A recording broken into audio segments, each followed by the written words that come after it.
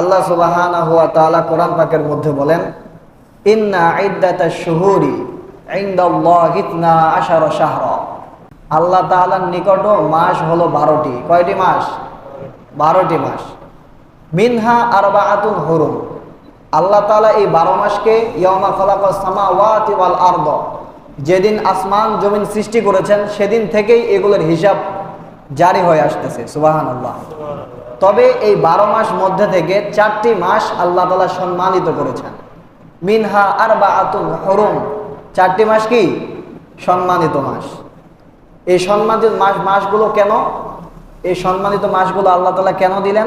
আল্লাহ তাআলা বলেন, ফালা তাজলিমু ফীহিন্না আনফুসাকুম। হে দুনিয়ার মানুষ, আমি আল্লাহ তাআলা তোমাদেরকে 12টা মাস দিলাম। এই 12 মাসের মধ্যে তোমরা নানা ধরনের অপকর্মের মধ্যে লিপ্ত হও, কিন্তু আমি আল্লাহ তাআলা আমার এই 12 মাস মধ্য হতে 4টি মাসকে সম্মানিত করলাম। ফালা তাজলিমু ফীহিন্না আনফুসাকুম, সুতরাং তোমরা এই 4 মাসে নিজেদের উপর কোনো জুলুম করবে না। মুফাসসিরিনে ইকরাম এই আয়াতের তাফসিরের মধ্যে লিখেছেন যে নিজের উপর জুলুম করার ব্যাখ্যা কি? অসংখ্য মুফাসসিরিনে ইকরাম এই কথার ব্যাখ্যা এটা লিখেছেন যে আল্লাহ তাআলা বলেছেন, ফালা তাজলিমু ফীহিন্না আনফুসাকুম, তোমরা এই 4 মাসে নিজেদের উপর জুলুম করো না, অর্থাৎ তোমরা এই 4 মাসে কোনো ধরনের গুনাহ করো না। তাহলে এই 4 মাসে নিজের উপর জুলুম করো না মানে কি না করা? গুনাহ না করা। এখন একটা প্রশ্ন আসতে পারে, তাহলে এই 4 মাস বাদ দিয়ে বাকি 8 মাস কি আমরা গুনাহ করতে থাকবো? আল্লাহ তাআলা বলেন, বান্দা না, 8 মাস তো গুনাহ করতেছো, সব মাস তো আমি আল্লাহর মাস, তবে এই 4 মাসকে আমি একটু স্পেশালিটি দান করলাম। এই 4 মাস তুমি কোনো ধরনের অপকর্মের মধ্যে লিপ্ত হইও না। এটা কার হুকুম? আল্লাহ তাআলার হুকুম। এই 4টি মাস হলো জিলকাদ, জিলহজ, মুহররম, আর একটা হচ্ছে রজব। এই 4 মাস হলো সম্মানিত মাস। সালাসাতুন মুতাওয়াতিরাতুন, 3টা হলো লাগাতার। তো এই 4 মাসের মধ্য হতে একটি মাসকে আল্লাহ তাআলা আরেকটু বেশি স্পেশালিটি দান করেছেন। সেই মাসটা হলো এই বর্তমান মাস মুহররম মাস। কোন মাস? এই মুহররম মাস।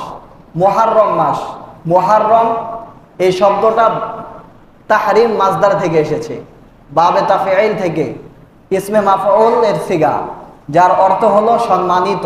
মুহররম মানে কি? সম্মানিত। এমনিই তো সম্মানিত মাস, আবার মাসের নাম রাখছেই সম্মানিত মাস। যেমন আমাদের নবী সাল্লাল্লাহু আলাইহি ওয়াসাল্লামের নাম কি? মুহাম্মদ। তিনি তো এমনিই প্রশংসিত, আবার নামও কি? মুহাম্মদ মানে প্রশংসিত। তো আল্লাহ তাআলা এই মাসকে সম্মানিত মাস করলেন। আল্লাহ তাআলা বলে দিলেন, হে দুনিয়ার মানুষ, তোমরা যারা সাচ্চা দিলে আমি আল্লাহ তাআলাকে এক বলে স্বীকার করবে, আমি আল্লাহ তাআলার হুকুম মেনে দুনিয়াতে নিজেকে মুসলমান বলে দাবি করবে, আমি আল্লাহ তাআলা তোমাদের উপর এই মুহররম মাসকে সম্মান করাও ফরজ করে দিলাম। আমি যেমন আল্লাহ তাআলা এই মুহররম মাসকে আমি আল্লাহ তাআলা সম্মানিত করেছি, আমার বান্দা যদি তোমরা হয়ে থাকো, তোমরাও আমার মাসকে সম্মান প্রদর্শন করবে। এখন আমরা এই মুহররম মাসকে সম্মান প্রদর্শন করব কিভাবে? আল্লাহ তাআলা কোরআন পাকের মধ্যে একটা পদ্ধতি বাতলে দিয়ে বলে দিলেন যে, বান্দা ফালা তাজলিমু ফীহিন্না আনফুসাকুম, এই মুহররম মাস যেহেতু আমি আল্লাহ তাআলাই সম্মানিত করেছি, সুতরাং তুমি যদি আমার বান্দা হও, তোমাকেও সম্মান দেখাতে হবে। এই রমজান, এই মুহররম মাসকে যদি তুমি সম্মান দেখাতে চাও, তাহলে ফালা তাজলিমু ফীহিন্না আনফুসাকুম, এই মাসে তুমি নিজের উপর কোনো গুনাহের কাজ করতে পারবে না। 1 নম্বর কাজ তাহলে এই মুহররম মাসে, এর আগের মাসগুলোতে যদি গুনাহ করে থাকি সেগুলো থেকে তওবা করব। বিশেষ করে এই মাসে কোনো ধরনের গুনাহের কাজে লিপ্ত হব না ইনশাআল্লাহ। 2 নম্বর কাজ, আল্লাহ নবী সাল্লাল্লাহু আলাইহি ওয়াসাল্লাম বলেন, আফজালুস সিয়ামি বাদা রমাজান শাহরুল্লাহিল মুহররম। রমজান মাসের রোজা রাখার পরে আল্লাহ তাআলার নিকট সব থেকে দামি এবং বরকতময় রোজা হলো আশুরার মাসে, এই মুহররম মাসে রোজা রাখা। কোন মাসে রোজা রাখা? মুহররম মাসে রোজা রাখা। যখন রমজান মাসের রোজা ফরজ হয়নি, তখন থেকেই এই মুহররম মাসের রোজা রাখা ইসলামের মধ্যে চালু ছিল। জনাবে মুহাম্মদুর রাসূলুল্লাহ সাল্লাল্লাহু আলাইহি ওয়াসাল্লাম মক্কা থেকে যখন মদিনায় হিজরত করে যান, মদিনায় হিজরত করে যাওয়ার পরে মদিনার মধ্যে 3টা গোত্র ছিল, ইহুদিদের 3টা গোত্র ছিল। কয়টা গোত্র? 3টা গোত্র। এই 3 গোত্রের ইহুদিরা এই যখন মুহররম মাসের 10 তারিখ আশুরার দিন আসতো, তখন তারা রোজা রাখতো। নবী সাল্লাল্লাহু আলাইহি ওয়াসাল্লাম জিজ্ঞাসা করলেন, কি ব্যাপার, তোমরা এই দিনগুলোতে কেন রোজা রাখতেছো? বা সাহাবা একরামকে জিজ্ঞাসা করেছিলেন যে তারা এই দিনগুলোতে কেন রোজা রাখে, এই মুহররমের 10 তারিখে তারা কেন রোজা রাখে? ক্বালু ইয়া রাসূলুল্লাহ ইয়া হাবিবাল্লাহ ইন্নাহু ইয়াউমুন তুআযিমুহুল ইয়াহুদু ওয়ান নাসারা। এটা হলো এমন একটা দিন, এই মুহররম মাসের 10 তারিখ হলো এমন এক দিন যেই দিনে ইহুদি এবং নাসারারা সম্মান প্রদর্শন করে রোজা রাখে। জনাবে মুহাম্মদ রাসূলুল্লাহ বললেন, কেন রোজা রাখে, রোজা রাখার কারণ কি? তারা বললেন, ইহুদিরা উত্তর দিয়ে বলল, এই মুহররম মাসের 10 তারিখ আল্লাহ তাআলা মুসা আলাইহিস সালামকে নাজাত দান করেন। ফেরাউনের হাত থেকে এই মুহররম মাসের 10 তারিখে আল্লাহ তাআলা মুসা আলাইহিস সালামকে নাজাত দান করেন। সাথে সাথে 6 লক্ষ বনি ইসরাইলকে, যারা কারাবন্ধ ছিল, যাদেরকে কারাগারে নির্মম নির্যাতন করা হতো, তাদেরকেও আল্লাহ তাআলা মুক্ত দেন। এবং এই মুহররম মাসের 10 তারিখে জালেম বাদশাহ নমরুদকে আল্লাহ তাআলা নীল নদের পানিতে চুবিয়ে চুবিয়ে হত্যা করেন। কখন ঘটনা ঘটছে এটা? এই মুহররম মাসের 10 তারিখ।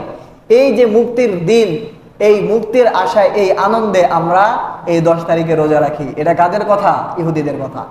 আল্লাহ নবী সাল্লাল্লাহু আলাইহি ওয়াসাল্লাম বললেন, মুসা হলো আমার ভাই। যদি মুসা আলাইহিস সালামের মুক্তির জন্য কেউ রোজা রাখতার হকদার রাখে, তাহলে আমি হলাম তার থেকে বেশি হকদার। হে আমার সাহাবারা, হে মুসলমানরা, আজ থেকে তোমরা মুহররমের 10 তারিখে রোজা রাখবে। সাথে সাথে যেহেতু ইহুদিরাও রোজা রাখে, সুতরাং খালিফুল ইয়াহুদা ওয়ান নাসারা, তোমরা ইহুদি এবং নাসারাদের খেলাফ করো, বিরোধিতা করে আশুরার একদিন আগে অথবা আশুরার একদিন পরে 2 দিন মিলায় রোজা রাখো। হয়তো 9-10 অথবা 10-11, 2 দিন তোমরা রোজা রাখো। এই রোজা রাখলে কি লাভ? আল্লাহ নবী সাল্লাল্লাহু আলাইহি ওয়াসাল্লাম বলেন, সিয়ামু আশুরা আহতাসিবু আলাল্লাহি আইয়ুকাফিরা সানাতাল্লাতী ক্বাবলা। যে ব্যক্তি আল্লাহ তাআলার জন্য এই আশুরার দিন রোজা রাখবে, আইয়ুকাফিরাল সানাতাল্লাতী ক্বাবলা, আল্লাহ তাআলা তার বিগত দিনের 1 বছরের নফল গুনাহ, সগীরা গুনাহগুলো ক্ষমা করে দিবেন। এই জন্য আমরা এই মুহররম মাসে রোজা রাখবো তো ইনশাআল্লাহ। বিশেষ করে আমাদের সামনে মুহররমের 9-10 আসতেছে এবং 10-11 তারিখ আসতেছে। এই 2 দিন আমরা মিলে রোজা রাখবো।